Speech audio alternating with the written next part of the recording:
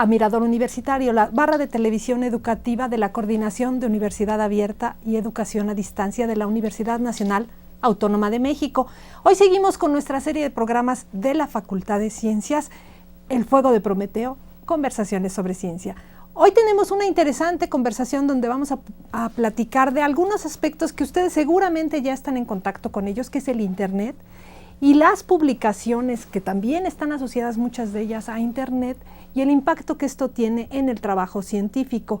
Para conversar de este tema, tenemos hoy como invitados a dos buenos amigos y colegas de la universidad. Tenemos a la doctora Laila Michán Aguirre.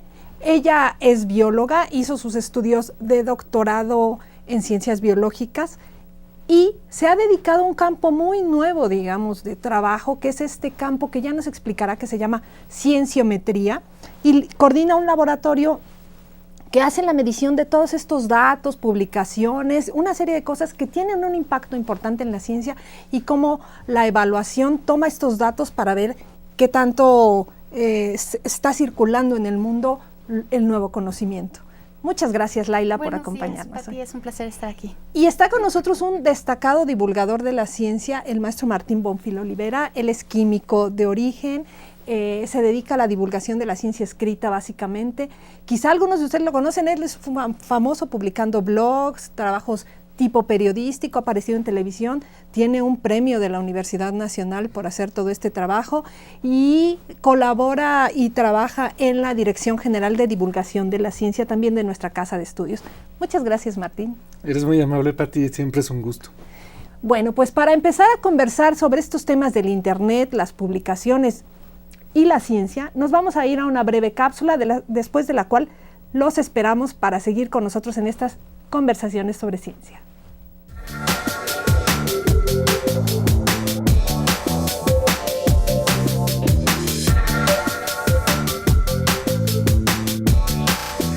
En México, de acuerdo al Instituto Nacional de Estadística, Geografía e Informática, en el país hay 11 millones de hogares con una computadora. De ellos, solo 17% tiene conexión a Internet. Hay 46 millones de personas que usan los servicios que ofrece la red y 6 de cada 10 usuarios recurre a esta para obtener información. El instituto señala, además, que el 74.3% de los cibernautas tienen menos de 35 años. 6 de cada 10 acuden a Internet para obtener información. 4 de cada 10 usa la red como medio de comunicación y 3 de cada 10 usuarios la utiliza como forma de entretenimiento. Es importante señalar que 3 de cada 10 usa Internet con fines de educación. Por su parte, la Asociación Mexicana de Internet informó recientemente que el número de usuarios de Internet registró un crecimiento de 13% entre el año 2012 y 2013. Esta asociación afirma que una de las principales actividades de todos los usuarios, alrededor del 77%, consiste en visitar las redes sociales.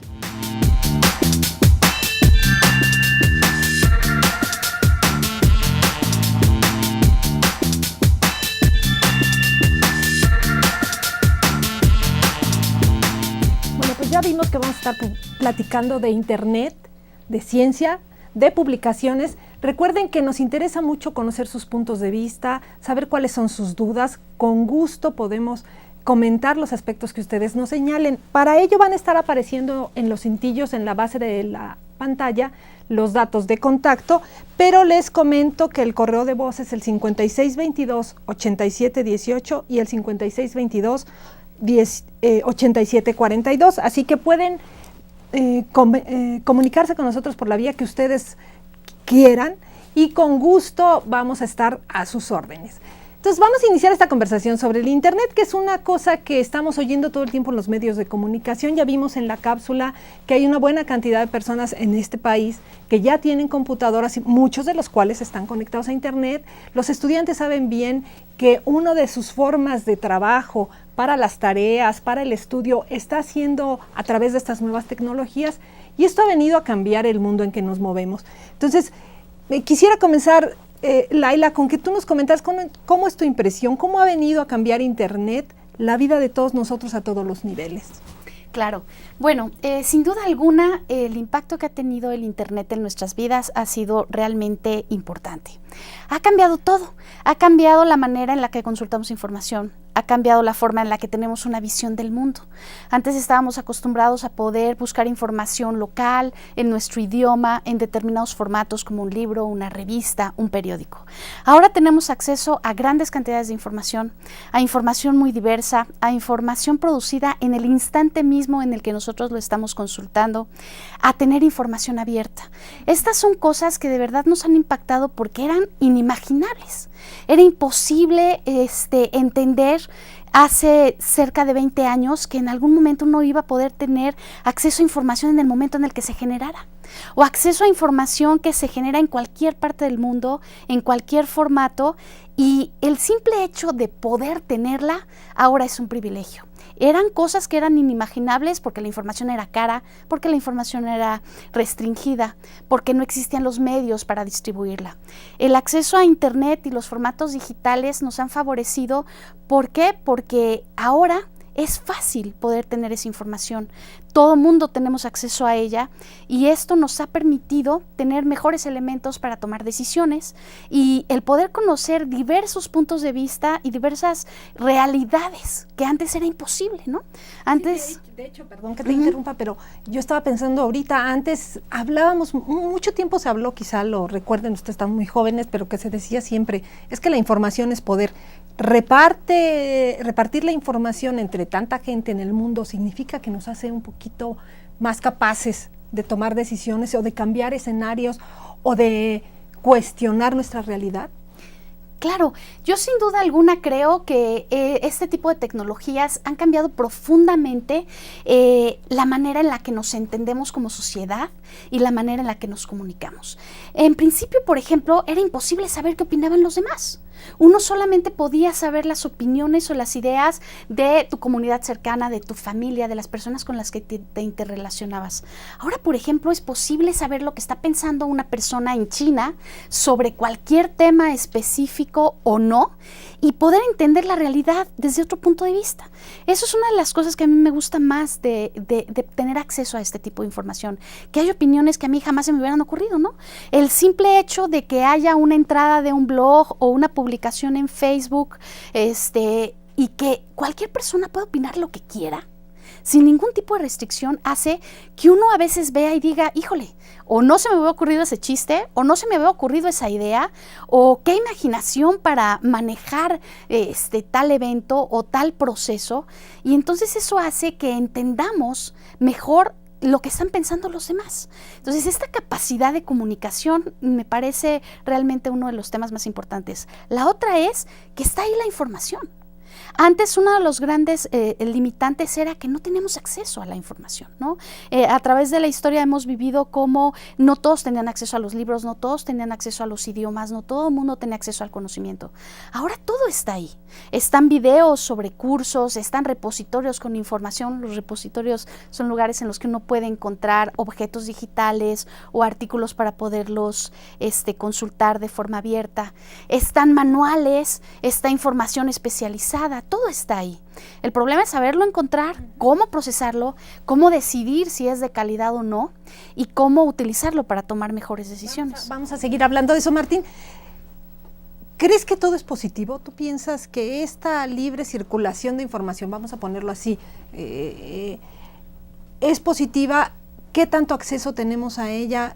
¿Qué tantas posibilidades? Los jóvenes tratan de buscar cada vez más. ¿Qué tanto está influyendo hasta en nuestro cambio, en nuestro manejo del lenguaje? Aquí tengo algunos ejemplos, luego los mencionamos. Pues me leíste la mente, porque yo también soy un entusiasta de Internet y me encanta el cambio que ha traído en nuestras vidas, pero también implica riesgos, digamos, ¿no? Por un lado, bueno, no todo el mundo tiene acceso a Internet, ¿no? Ahorita acabamos de ver, creo que menos de la mitad de los mexicanos tienen Internet en su casa o computadoras. No todos son usuarios de las redes sociales o son internautas, digamos. Mucha gente no, aunque tenga la tecnología instalada, no la sabe usar como para acceder a esa información. Pero por otro lado, Internet es algo tan nuevo que ningún escritor de ciencia ficción lo predijo, por ejemplo, ¿no? Nadie lo pudo predecir. Y las redes sociales, más recientemente, tienen cosas tan nuevas que todavía no las sabemos usar. Todavía no hemos desarrollado a nivel global, como sociedad, las reglas para saber usar, por ejemplo, Facebook, ¿no? O este tipo de cosas, con esa capacidad de que los datos se comuniquen de manera instantánea a todo mundo. Y entonces están afectando también de manera negativa, hasta en causar divorcios, ¿no? O en pelearte con una persona que criticaste y que no te imaginaste que tu crítica le iba a llegar y que te iba a contestar, ¿no? A mí me ha pasado hasta con artistas, ¿no? Que dices no me gustó su película y te reclaman que por qué los criticas. Yo digo que las redes sociales es lo más parecido que tenemos a la telepatía, ¿no? Porque de repente uno expresa lo que piensa en un momento y eso tiene consecuencias inesperadas que a veces son negativas y te arrepientes de haberlo dicho. Entonces, bueno, está circulando la información de manera descontrolada. No sabemos a veces cómo responder a ello. Por ejemplo, los jóvenes están teniendo acceso a todo tipo de materiales, incluso relacionados con cuestiones de sexo, que a lo mejor no quisiéramos que tuvieran acceso niños de ciertas edades. Ese tipo de cosas es lo que todavía no sabemos si es bueno, si es malo. Mencionaba Laila fuera del aire que se acaba de aprobar una ley para que se tenga que bajar de la red por parte de Google la información que los usuarios no quieran que esté en Internet, algo que le llaman derecho a la privacidad. Derecho al olvido. Derecho al olvido, perdón. Y eso quiere decir que a lo mejor hay que regresarse un poquito, ¿no? O sea, tal vez no todo debe estar difundido y público. Y es un debate que apenas estamos empezando a tener, ¿no? Ese y una cosa que yo te quería preguntar y que te la comenté antes del programa, que es, ¿en verdad nos está haciendo más libres o a ratos nos encasilla, nos amarra una tecnología y un poco afectando estos procesos de comunicación de los que platicaba Laila? Hay quien dice, bueno, nos ha separado más a las personas en lugar de unirnos. A uno va a una comida, a una cena o alguna cosa y la gente está, cada una de las personas en una mesa a veces tienen su teléfono y difícilmente están conversando con el de junto. ¿Sí nos hace más libres o también tenemos que aprender a regular esa parte? Pues como dicen que decía Octavio Paz, sí, pero no. O sea, sí es cierto que Internet y las redes sociales y las tecnologías, los teléfonos celulares, etcétera, nos acercan y nos ponen en contacto más directo y más rápido, instantáneo, etcétera, constante, pero también es cierto que nos alejan, ¿no? Cuando tú ves a dos personas sentadas en un café y que no están hablando entre ellas, sino chateando en sus teléfonos, parece ridículo, pero también es cierto que eso implica que están no solo dos personas, sino tal vez cuatro sentadas a la mesa, ¿no? Entonces, funciona para los dos lados. Lo que yo creo es lo que han hecho estas redes sociales es como acelerar y hacer como más potente estos procesos de comunicación. Entonces, es como si tú tuvieras un coche que podía ir a 40 kilómetros por hora y de repente puedes ir a 250 si no te das cuenta. Entonces, estamos, digamos, teniendo accidentes, ¿no? Estamos aprendiendo a manejarlas y esto tiene consecuencias positivas, pero también negativas. Y pues vamos a tener que aprender porque es algo que nunca había existido en la historia de la humanidad. Y hablando de información, acercándonos un poco al tema que nos convoca aquí, que es la ciencia, efectivamente, Laila, tú mencionabas, hay una cantidad de información brutal, vamos a decir, y que seguramente será creciente y creciente y creciente. Y en la ciencia, el establecimiento del nuevo conocimiento tiene que ver con debates, con discusiones, con retrocesos, con avances, y todo queda establecido a través de la palabra escrita y de la revisión de lo que llamamos pares. ¿Qué impacto está teniendo estas nuevas tecnologías en ese cúmulo de información, particularmente la información científica? Claro, sin duda alguna, la adopción de las nuevas tecnologías de la información y del cómputo en la ciencia ha sido inmenso. Estos cambios tienen que ver con procesos tanto de revolución como de evolución, precisamente relacionado con lo que nos decía Martín, ¿no? Ha sido tan rápido y tan drástico este cambio que vivimos una revolución en la cual no sabemos cómo comportarnos respecto a todo esto que es novedoso y esta propia evolución nos ha hecho tener que replantearnos muchas cosas. Entonces, definitivamente la comunicación científica y la publicación científica, tanto como la propia ciencia, han sufrido transformaciones realmente importantes. Ya no podemos concebir la práctica científica o la publicación científica sin esta transformación. Y esta transformación no solamente implica el cambio de formato, O sea, no simplemente implica que las publicaciones ahora se pueden leer en un formato digital o en un formato impreso. Implica todo un cambio de comportamiento, implica un cambio social, implica un cambio filosófico. Ya no es lo mismo, no simplemente basta con sentarme, abrir un documento y leerlo en formato digital. Implica que interrelaciono todo lo que está pasando ahí, implica que puedo acceder a ligas, implica que esa información la tuve de manera inmediata, implica que tengo acceso a los datos, implica que puedo comunicarme con otros a través de ese documento, implica que hay diferentes versiones, implica que hay información asociada. Entonces, todo esto ha hecho que se vuelva no solamente mucho más grande la información, sino mucho más compleja. Pero simultáneamente a esta complejidad y a este tamaño de la información y de las publicaciones a las cuales nos estamos enfrentando, se han ido generando nuevas tecnologías para poder enfrentar y manejar esto de manera correcta. Entonces, no solamente estamos lidiando con la nueva información, sino que todo el tiempo, simultáneamente y de manera continua, se están generando nuevas herramientas para poder enfrentarnos a esa información de manera conveniente, de manera precisa.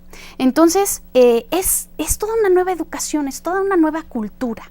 Existen nuevas formas para poder aprender, existen nuevas formas para podernos comunicar, existen nuevas formas para podernos evaluar, existen nuevos vicios y entonces creamos nuevas herramientas para enfrentarnos a esas nuevas tecnologías, para arreglar esos nuevos vicios.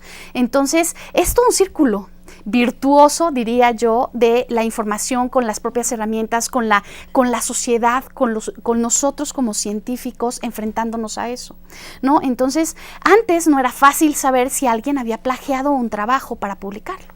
Entonces, claro, ahora ha aumentado el plagio porque es muy fácil copiar y pegar, pero también hemos creado herramientas que nos evitan que haya plagio. ¿Por qué? Porque podemos identificar en las bases de datos todo aquello que se ha plagiado y entonces es fácil establecer que tal documento ha sido plagiado y entonces exigimos, por ejemplo, una retractación. Esto es que ese documento ya no sea considerado y que se establezca que no cumple con las normas para poder ser considerado como un documento. Bueno, y en el caso eso tiene que ver también con velocidad. Antes teníamos que esperar a que el trabajo que había enviado una revista fuera aprobado, se imprimiera, apareciera, llegara, circulara impreso en papel a nivel de todo el mundo y alguien quizá lo cuestionara un poco más o decidiera reproducir esos resultados para ver si lo que se había publicado efectivamente era el nuevo conocimiento que se estaba produciendo era real.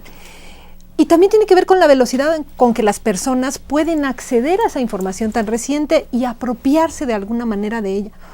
En esa parte, Martín, tú eres un experto en esto del acercamiento del público que no está metido directamente en la investigación a este nuevo conocimiento. ¿Qué tanto también está teniendo más acceso el público a lo que se está produciendo en ciencia? Bueno, definitivamente muchísimo más acceso, ¿no? Antes, pues los medios tradicionales eran revistas, libros, muy poco la televisión, ¿no? Para ciencia, para todo público. Y de pronto Internet hace que cualquier cosa, hasta los artículos científicos especializados, o cualquier blog o cualquier sitio dedicado a divulgar la ciencia sea completamente accesible. Ahora, el problema es que también se hacen igualmente accesibles una serie de sitios donde hay información que se hace pasar como científica, pero no lo es. Entonces se propaga también la desinformación, ¿no?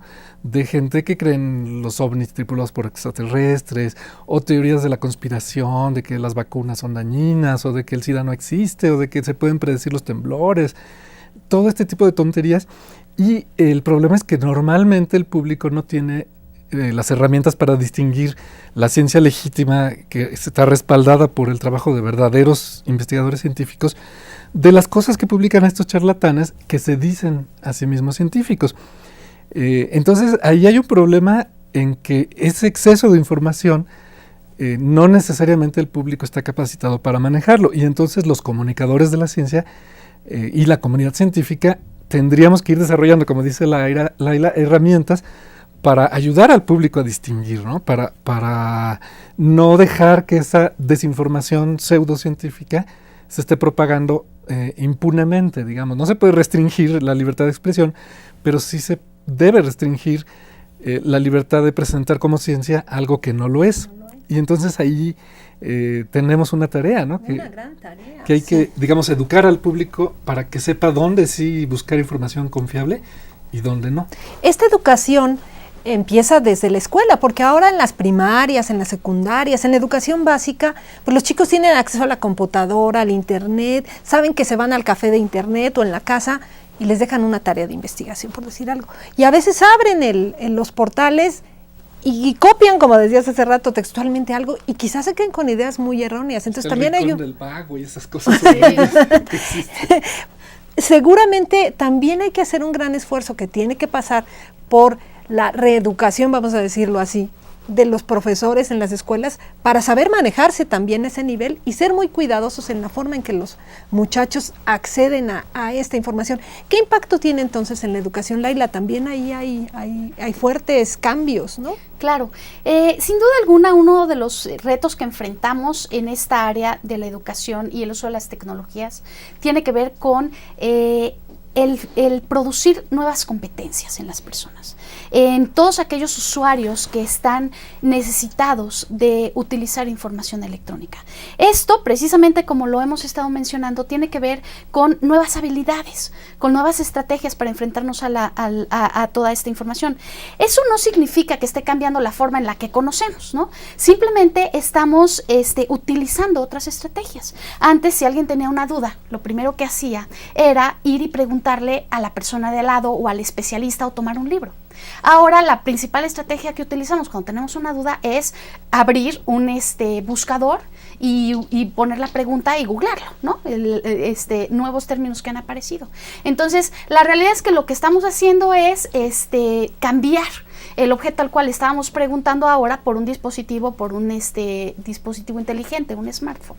Entonces, bueno, ahora quizás no es tan importante recordar la información como es también importante saber acceder a ella y dónde la guardaste, dónde la pusiste y las estrategias. Entonces, esto tiene que ver con nuevas competencias para el manejo de información. ¿Qué significa eso? Bueno, si voy a buscar algo en internet, hacerlo de una manera consistente, utilizando la forma de consultas establecidas, sabiendo a dónde voy a buscar y estableciendo un objetivo. Es distinto sentarme en una computadora y ponerme a navegar para ver lo que sea, que tratar de contestar una pregunta. Entonces, si yo me siento con una pregunta determinada y sé el protocolo que debo seguir para encontrar una buena respuesta en buenas fuentes, es muy fácil poder resolver problemas con la información. Entonces, ya sé que me debo sentar, debo tener una pregunta específica, debo hacer una consulta utilizando las herramientas adecuadas y, sobre todo, si encuentro algo, debo saber qué herramienta me permite guardar esa información.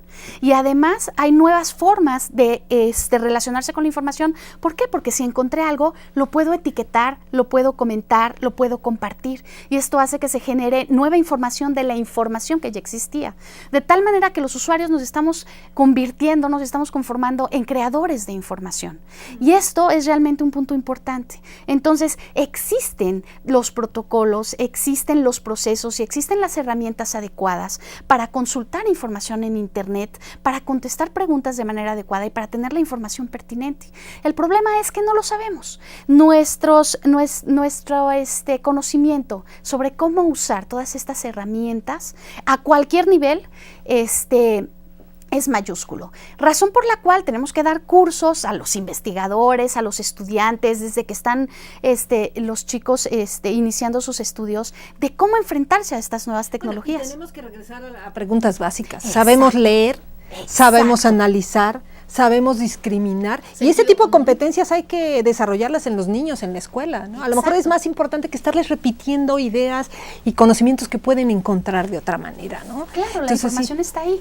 Entonces esa parte del impacto en la educación a mí me parece básica, porque efectivamente a lo mejor muchos de nosotros nos ha costado entrar a estas nuevas tecnologías, estar al día en ellas porque están cambiando todo el tiempo, pero tenemos una formación que nos lo ha permitido y esa es la que hay que regresarse a revisar, porque si no, no nos sirve de nada la gran acumulación y la gran capacidad que tienen todos estos sistemas de cómputo. Si entrar a ellos no nos da la capacidad de hacer análisis y revisarlos y entonces plantearlos nuevas preguntas. Pero bueno, vamos a seguir platicando. A mí me parece que esto da para mucho. Son debates que se están dando todo el tiempo en todos lados. Y quiero recordarle al público que nos puede hacer llegar sus preguntas al respecto o sus comentarios, incluso sus puntos de vista para modificar algunas de las cosas que nosotros estamos diciendo aquí. Y como siempre les voy a recordar que si se comunican con nosotros les vamos a regalar Ciencias, la revista de cultura científica de la Facultad de Ciencias, donde se tocan muchos de los temas que tratamos en esta serie y donde seguramente encontrarán cosas interesantes. Hay otras revistas en la UNAM de cultura científica, vamos a hablar en la segunda parte de revistas y de sitios que ustedes pueden consultar para enriquecer sus conocimientos. Quédense con nosotros en El Fuego de Prometeo, conversaciones sobre ciencia. Después de la pausa, volvemos.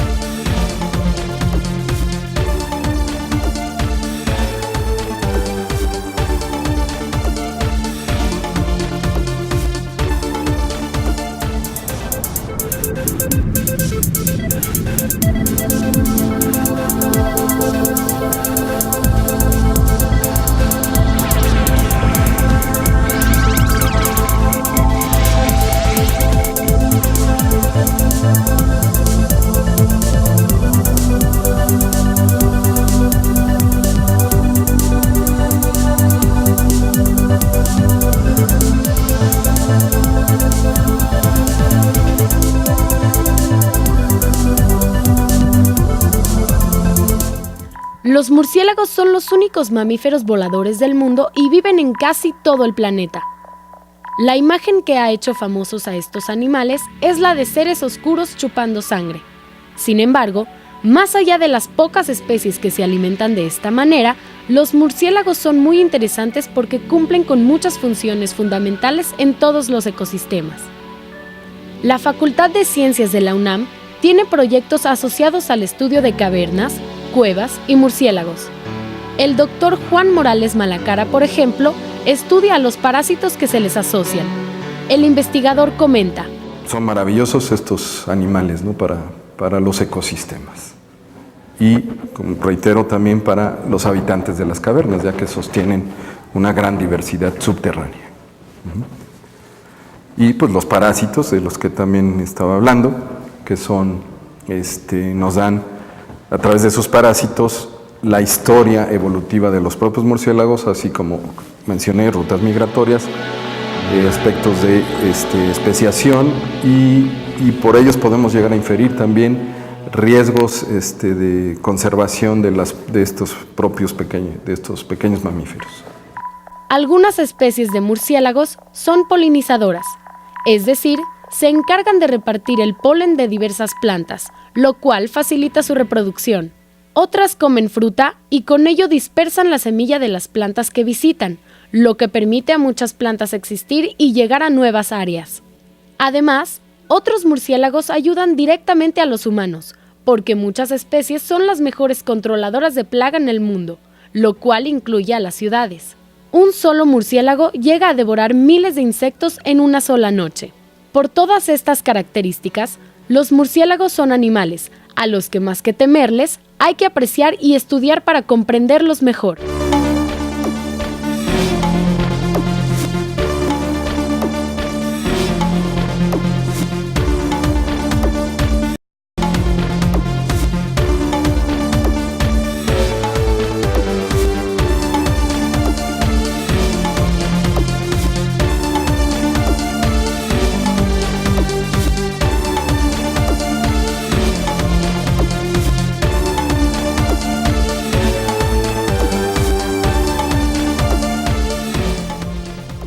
Gracias por continuar con nosotros conversando sobre ciencia. Hoy estamos hablando de un tema que ustedes seguramente están escuchando todo el tiempo y que tiene que ver con el uso de Internet. Hablamos de Internet en muchos sentidos porque de hecho hasta muchos de los trámites que nos toca hacer a diario para renovar una credencial, para hacer un trámite de solicitud, a veces a un banco, a un servicio, etcétera, ya nos piden meternos a las redes, buscar la información, llenar formatos. Entonces es algo que está todo el tiempo en nuestro medio circulando. Hoy particularmente estamos hablando del impacto que esta acumulación de información, del uso de redes, tiene en el trabajo científico y en el acercamiento que el público tiene a los conocimientos a través de estas nuevas tecnologías.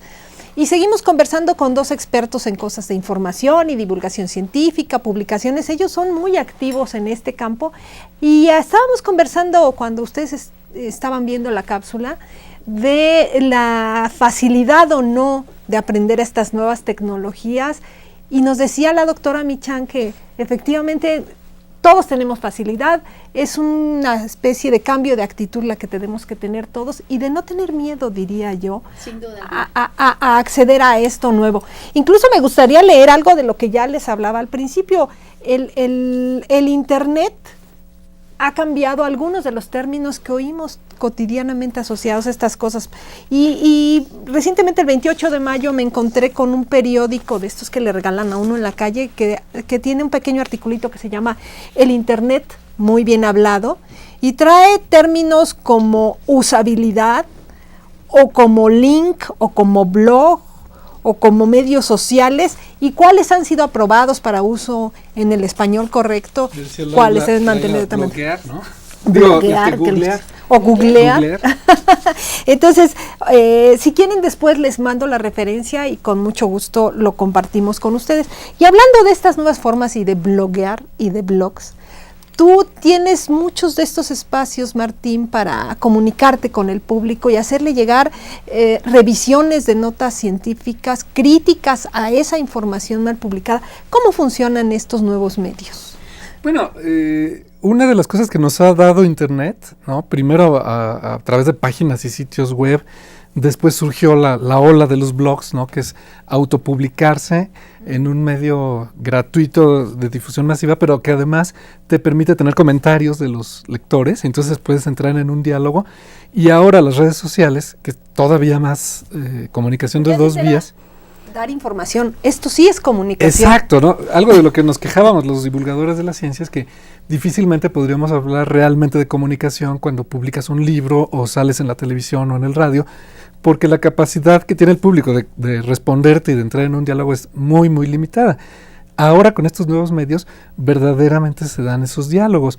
Entonces, lo que se ha podido hacer a partir de Internet y en esta evolución que te digo que ha habido como olas, ¿no? Cada vez más interactivas, pues es precisamente no nada más difundir, sino poder discutir, poder ser criticado, poder responder a las críticas, poder criticar a otros, poder opinar colectivamente, poder convencer, argumentar o ser convencido. Entonces es una manera mucho más rica de poner la ciencia al alcance de un público.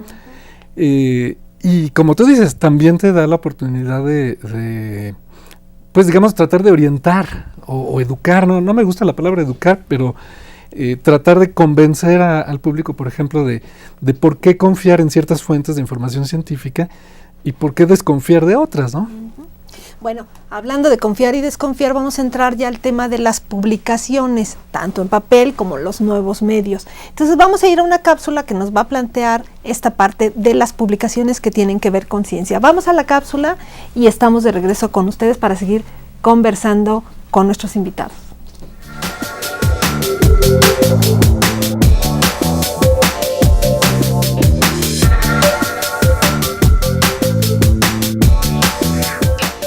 Desde el siglo XVII se han producido revistas científicas. Estas publicaciones constituyen hasta el presente el vehículo de comunicación y validación de resultados de investigación. Con un sistema de revisión de textos, por los llamados pares académicos, se garantiza una evaluación confiable de resultados para la publicación de artículos en las miles de revistas impresas que circulan en el mundo entero. La colocación en línea de mucha de la información ha puesto en la palestra el debate sobre el dominio que los países más desarrollados tienen en el campo de la publicación científica. Más aún, con la aparición de revistas arbitradas en Internet, muchas de las cuales son hoy de libre acceso. Los debates muestran que hay cuestionamientos alrededor de cómo circula la información científica en todo el mundo y cómo lo hará en el futuro, así como la forma en que especialistas y público en general pueden acceder a ella.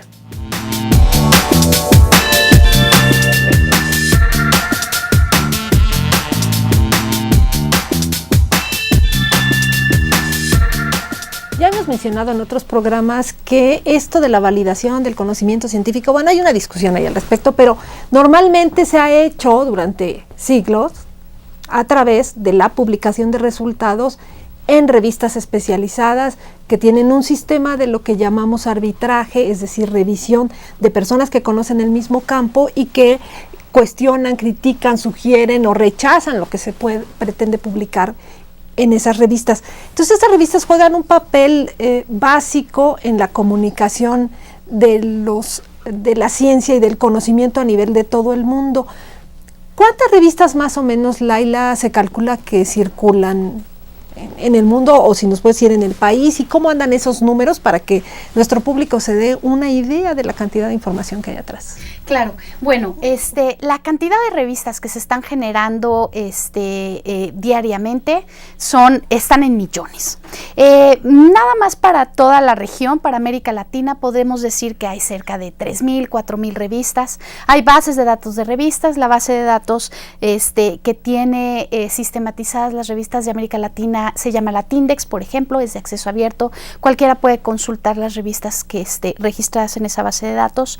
Estamos en la era de la información, estamos en la era de los grandes datos, se llama Big Data. Entonces, procesar la gran cantidad de información que existe y tener números exactos es complejo.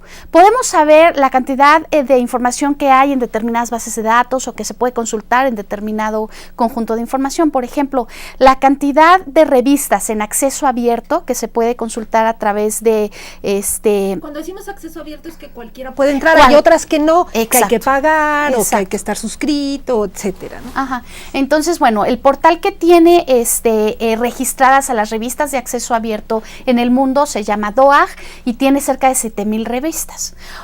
Las bases de datos más grandes que hay ahorita, que generalmente sistematizan artículos, tienen 30 millones de documentos.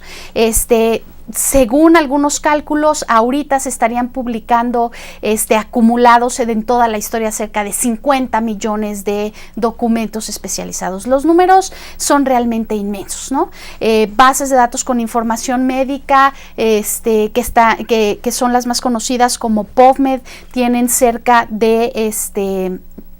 de varios millones de revistas, de artículos, miles de revistas, o los grandes repositorios que tienen documentos en acceso abierto también están en los miles, en los millones. Entonces, nos estamos enfrentando a millones de información, ¿no? Una disciplina científica en general tiene acumulados en los últimos 10 años 10,000 artículos. Un especialista que publica un artículo científico generalmente cita, por ejemplo, para biología, entre 25 y 30 documentos, para lo cual debió haber revisado al menos entre 250 y 300 documentos, de los cuales solamente pudo haber consultado esos de manera específica, pero en general seguramente solo en una revista de su especialidad se publicaron 2,000 o 3,000 artículos. Por eso ahora hablar de especialistas es importante. Sería imposible hablar como en el pasado de los grandes sabios que conocían de todos los campos. Ahora la ciencia está muy compartimentalizada, digámoslo así, y muy especializada en ciertos subespecialidades incluso para conocer a fondo ese campo y para proponer nuevas ideas. Yo, por lo que me dices, supongo que un especialista tiene que tomar mucho tiempo de revisión, como lo que nos decías, y además de su trabajo experimental, por ejemplo, si lo hace, o de análisis de libros en bibliotecas, su propio conocimiento generado para llegar a nuevas conclusiones. Entonces, pedirle a alguien, al público que sea culto en ciencia, así en general, ¿por qué tendría que pasar, Martín? ¿A qué nos referiríamos si no podemos, si estamos viendo que hay personas que tienen que revisar miles y miles de documentos? Bueno, es un debate que siempre hemos tenido, ¿no? ¿Qué significa un ciudadano que tenga una cultura científica, ¿no? Y probablemente lo que hay que hacer es, pues, ponerse en los zapatos de ese ciudadano. O sea, ¿para qué le podría servir tener una cultura científica? Porque muchas de las cosas que se dicen, como que necesitas saber cómo funciona la ciencia para poder usar las computadoras y los hornos de microondas y los automóviles y todo eso, pues no es cierto, ¿no? O sea, no necesitas saber cómo funciona. Es mejor si sabes, pero básicamente los puedes usar, la tecnología moderna, sin saber los fundamentos. Más bien yo creo que tiene que ver por un lado con la parte de democratizar ese conocimiento científico, es decir, que como ciudadanos podamos saber qué decisiones están tomando en nuestras sociedades respecto a temas que tienen que ver con la ciencia y la tecnología, ¿no? Desde aprobar o no el cultivo de vegetales transgénicos o hacer más plantas nucleares de energía eléctrica o fomentar el uso de la bicicleta o ese tipo de cosas que tienen que ver con nuestra vida, normalmente tienen ciencia detrás, ¿no? Y si no entendemos la ciencia, no vamos a entender esas razones. Y por otro lado, pues también está la parte de la ciencia como parte de la cultura humana, ¿no? También la ciencia tiene un valor intrínseco, y así como difundimos el arte, la poesía, la literatura, la danza, pues también la ciencia merece ser difundida porque es una creación valiosa de la humanidad, a la que tienen derecho a tener acceso todos los ciudadanos. Entonces, bueno, más que poner así como una lista de cosas que debiera saber un ciudadano científicamente culto, probablemente tiene que ver más con que el ciudadano sepa que existe la ciencia, sepa que ahí está, sepa que es importante, sepa que puede ser interesante, y si a él le interesa, pues que pueda tener acceso a cierto nivel de conocimiento que le sirva a él como ciudadano y que le satisfaga su curiosidad y su interés por el asombro que te puede dar la ciencia, ¿no?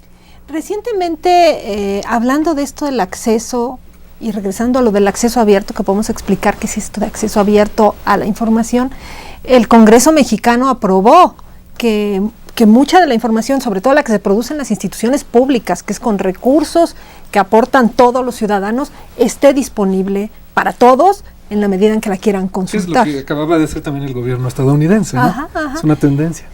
En ese caso, ¿hacia dónde vamos transitando, Laila? Hablábamos de que si hay revistas que hay que pagar por publicar, hay que pagar por recibir el impreso, hay que pagar porque tu biblioteca esté suscrita, etcétera. Pero ahora con esta tendencia se empieza a abrir ese campo y significa una inversión también en tecnología para tener esos grandes repositorios, que a lo que nos referimos es que son máquinas, computadoras que están guardando información. ¿Hacia dónde vamos en ese terreno? Claro. Mira, en todos los temas relacionados con la innovación tecnológica, acceso abierto, procesamiento de grandes datos, semántica, que tiene que ver más con el significado de las cosas y con el procesamiento de la información, el problema ya no es tecnológico. El problema ya no es de recursos. La realidad es que la tecnología funciona, la tecnología está ahí, la tecnología está evolucionando a pasos gigantescos. El problema es más qué tanto tenemos el conocimiento, las habilidades y las competencias básicas para poderlo conocer y utilizar.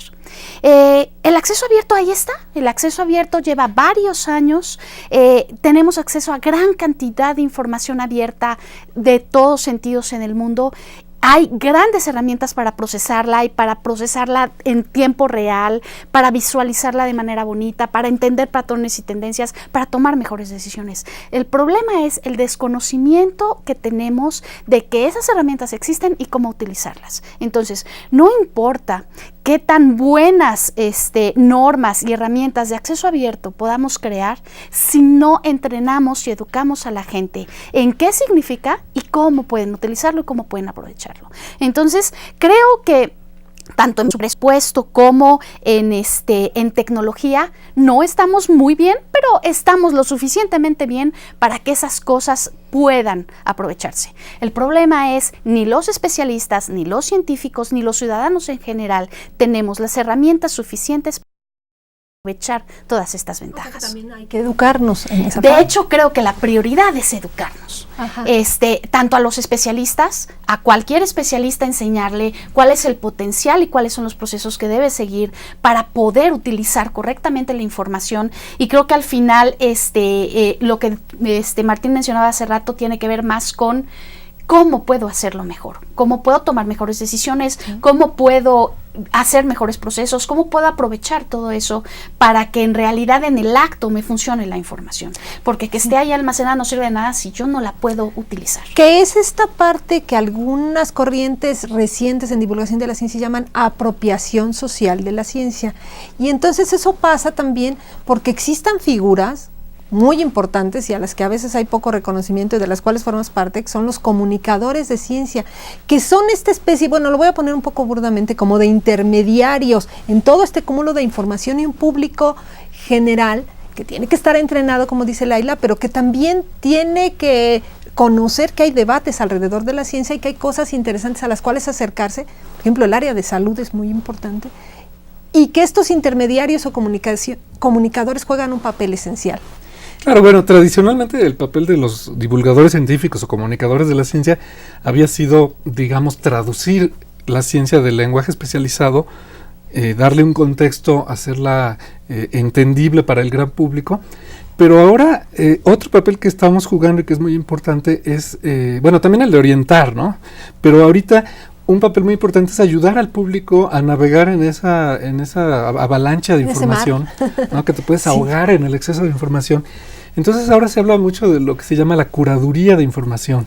Es decir, muchos comunicadores lo que estamos haciendo, incluso sin darnos cuenta a través de Facebook o lo que sea, es encontrar información, seleccionarla y canalizarla a tus propios seguidores. Curación.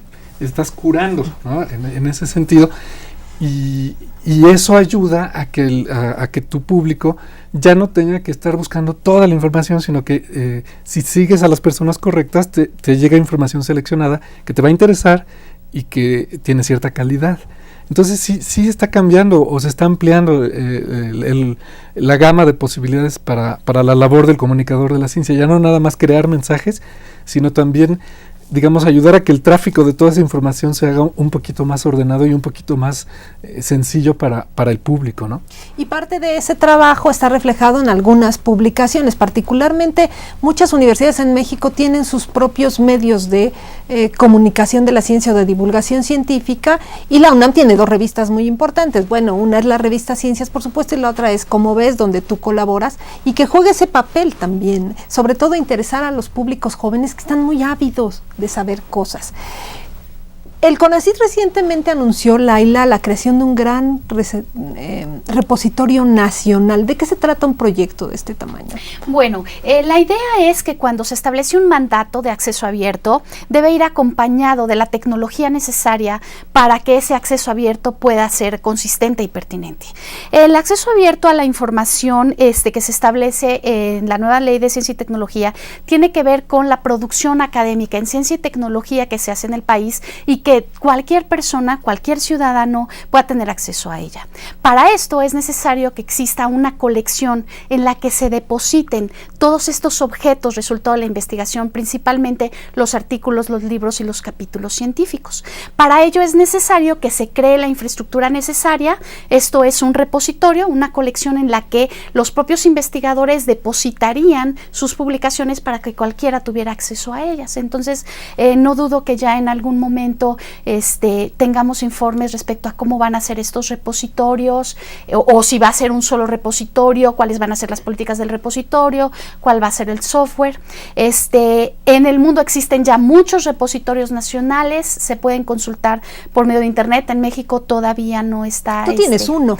Bueno, la Facultad de Ciencias inició uno, del cual se hizo cargo mi laboratorio. Nosotros tenemos varios repositorios, mi laboratorio tiene varios repositorios, se han creado varios repositorios en el país que lo que tienen es esto, la información que producen los propios científicos. Esto es importante porque los repositorios no solamente están creados para que se pueda acceder a la información de manera abierta, sino que cumplen con condiciones específicas que tienen que ver con cómo se maneja la información en la actualidad, y principalmente tienen que ver con que la información esté estructurada, esté estandarizada. Esto es muy importante. En la era del internet actual tenemos que comunicarnos y ponernos de acuerdo. Si no establecemos estándares y la información no está normalizada, no está completa, no tiene calidad, no sirve de nada. Y por último, además debe ser interoperable, esto es, que la información pueda ir y venir, que se pueda ligar hacia otras entidades y que después pueda ser procesable automáticamente para generar tendencias, patrones en tiempo real y la información tenga más significado. Hace rato nos preguntábamos, ¿qué hacer con tanta información? Bueno, existen herramientas que en lugar de que te desplieguen miles de registros, te permiten ver en una bonita gráfica por métodos cuantitativos, cualitativos, de diseño, y tomar decisiones, ¿no? Entonces tú le haces una consulta a un repositorio y puedes tener, por ejemplo, todos los autores o todos los títulos sobre tal tema, y lo más importante es que esa información está disponible en acceso abierto para poder ser consultada y sobre todo procesada para la generación de nuevo conocimiento. Bueno, yo quisiera regresar un poco al principio, cuando comentaba Martín lo de la cápsula, que realmente en este país, por ejemplo, no hay tanta gente que tenga el acceso al internet, entonces eso está muy bien para mucha gente que puede y meterse a los repositorios y verlo, pero no vaya a creer nuestro público que decimos cierren bibliotecas y no vuelvo a ver nada impreso, ¿verdad? Regresemos un poco a esta idea de las publicaciones impresas, de ese manejo, de la necesidad de estudiar todavía en ese tipo de recintos y que tienen su importancia, aunque también están transitando a lo digital. Siguen teniendo esa importancia, ¿no es así, Martín? Sin duda. Bueno, lo que pasa es que cuando surgen estas nuevas modas o estas nuevas tendencias o estas nuevas tecnologías, se tiende a llevar al extremo de la muerte del libro impreso, ¿no? Y ahora ya todo va a ser electrónico. Y después se regresa un poquito, ¿no? Está habiendo en este momento un reajuste de la industria editorial a nivel global. Sí. En que, bueno, pues sí, las publicaciones electrónicas han acabado con cierto tipo de publicaciones, o sea, las enciclopedias de papel y los diccionarios están muertos. Incluso muchos periódicos ya dejaron de sacar periódicos, impresa en algunas revistas, pero muchas otras cosas se van a seguir publicando y se siguen publicando en papel y se siguen comprando. Más bien lo que está viendo también son ciertos efectos en particular en el campo de la ciencia, que afecta, por ejemplo, el proceso de revisión por pares, ¿no? Porque el hecho de que ya no tenga que hacerse a través de revistas que se pagaban, etcétera, sino que exista toda esta información de acceso abierto, está permitiendo que a veces los artículos científicos se evalúen antes de ser enviados a las revistas o al mismo tiempo, pero por fuera del sistema de evaluación formal. Y esto está como desequilibrando un poquito, se está aprendiendo cómo le van a hacer para mantener el sistema que controla la calidad de las revistas científicas, pero adaptándose a esta facilidad con que se difunde la información incluso antes de lo que quisieran los evaluadores, ¿no? Muchas revistas, bueno, de divulgación o de cualquier tipo, están viendo disminuir sus suscriptores porque a veces pueden encontrar la misma información hasta en forma pirata, ¿no? En internet. Sí. O pues gente que ya no quiere esperarse a que le llegue por correo la revista porque prefiere verla en su tableta, etcétera. Entonces se está reajustando y todavía no sabemos en qué va a acabar el equilibrio, pero yo estoy convencido de que van a coexistir los medios digitales con los medios impresos tradicionales, así como la televisión no mató al teatro o al cine y el cine a la televisión, etcétera, ¿no? Sí. Es una sana convivencia, digamos, vamos a ponerlo así. Bueno, nos vamos acercando al final del programa y me gustaría entonces que entráramos un poco a que nos dijeran cómo dedicarse a las labores que ustedes hacen, que son muy intensas, muy importantes. Las dos tienen que ver con información y con comunicación. Laila. Bueno, el laboratorio que yo dirijo en la Facultad de Ciencias está dedicado a estudiar todo lo que tiene que ver con la literatura biológica relacionada y afín. El laboratorio es interdisciplinario y multidisciplinario. Esto significa que existen estudiantes de muchas áreas de investigación, hay médicos, hay biólogos, hay filósofos, hay especialistas en documentación, hay psicólogos, hay personas que hacen diseño, informática, computación.